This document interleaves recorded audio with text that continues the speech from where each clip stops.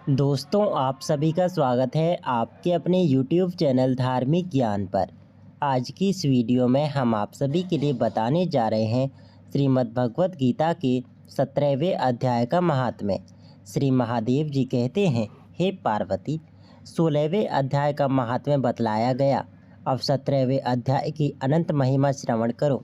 राजा खड़गबाहु के पुत्र का दुशासन नामक एक नौकर था। वह बड़ी खोटी बुद्धि का मनुष्य था। एक बार मांडलिक राजकुमारों के साथ बहुत धन की बाजी लगाकर हाथी पर चढ़ा और कुछ ही कदम आगे जाने पर लोगों के मना करने पर भी वह मूर्ख हाथी के प्रति जोर जोर से कठोर शब्द करने लगा। उसकी आवाज़ सुनकर हाथी क्रोध से अंधा हो गया और दुशासन पैर फिसल जाने के कारण पृथ्वी पर गिर पड़ा। दुशासन को गिरकर कुछ उच्छ्वास लेते देख काल के समान निरंकुश हाथी ने क्रोध से भरकर उसे ऊपर फेंक दिया। ऊपर से गिरते ही उसके प्राण निकल गए। इस प्रकार कालवश मृत्यु को प्राप्त होने के बाद उसे हाथी की योनि मिली और सिंगल द्वीप के महाराज के यहाँ उसने अपना बहुत समय व्यतीत किया। सिंगल द्वीप के राजा की महाराज खड़गबाहु से बड़ी मैत्री थी, अतः उन्होंने जल के मार्ग से उस हाथी को मित्र की प्रसन्नता के लिए भेज दिया।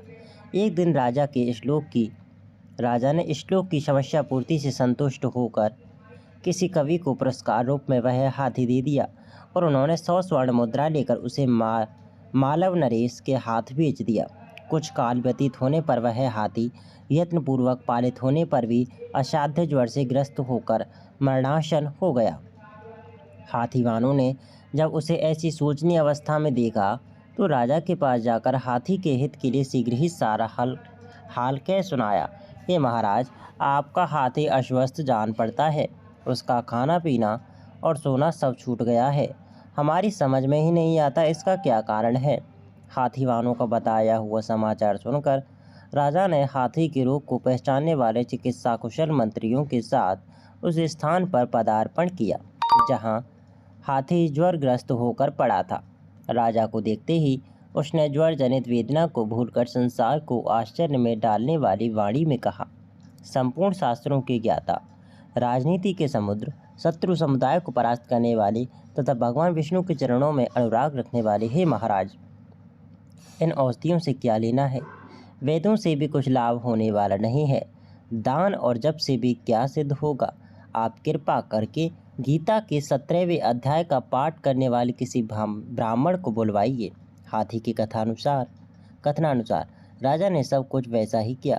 तदंतर गीता पाठ करने वाले ब्राह्मण ने जब उत्तम जल को अभिमंत्रित करके उसके ऊपर डाला तब दुशासन गज योनि का परित्याग करके मुक्त हो गया। राजा ने दुशासन को दिव्य विमान पर आरूढ़ तथा इंद्र के समान तेजस्वी देखकर पूछा, पूर्व जन्म में तुम्हारी क्या जाति थी, क्या स्वरूप था, कैसे आचरण थे और किस कर्म से तुम यहाँ हाथी होकर आए थे।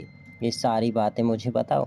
राजा के इस प्रकार पूछने पर संकट से छूटे हुए दुशासन ने विमान पर बैठे बैठे ही स्थिरता के साथ अपना पूर्व जन्म का उपयुक्त समाचार यथावत कह सुनाया। तत्पश्चात नरश्रेष्ठ मालव नरेश भी गीता के 17वें अध्याय का पाठ करने लगे। इससे थोड़े ही समय में उनकी मुक्ति हो गई।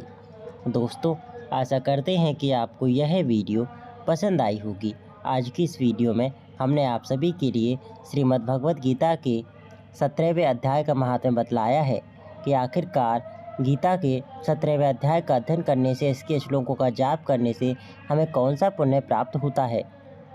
अगर आपको यह वीडियो पसंद आई हो तो आप हमारे YouTube चैनल धार्मिक ज्ञान को सब्सक्राइब कर सकते हैं और इस वीडियो को लाइक कर सकते हैं। चलिए दोस्तों, मिलते हैं फिर किसी नेक्स्ट वीडियो में।